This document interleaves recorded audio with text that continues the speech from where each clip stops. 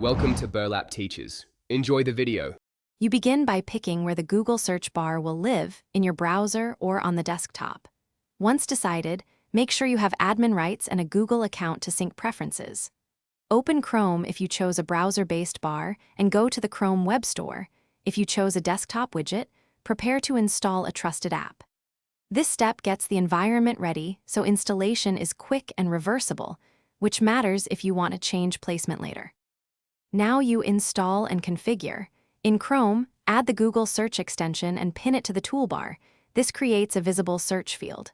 For a desktop widget, run the installer, grant necessary permissions, and choose placement, top, bottom, or side, then resize.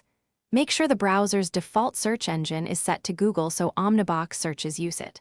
Once done, open a new tab and perform a test search to verify the bar returns results and respects your sync preferences.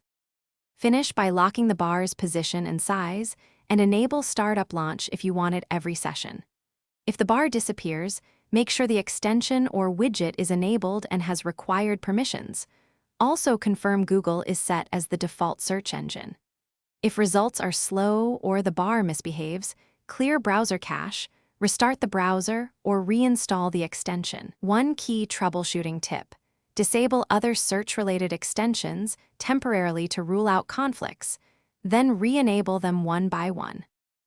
Thanks for watching. Consider subscribing if this video helped you.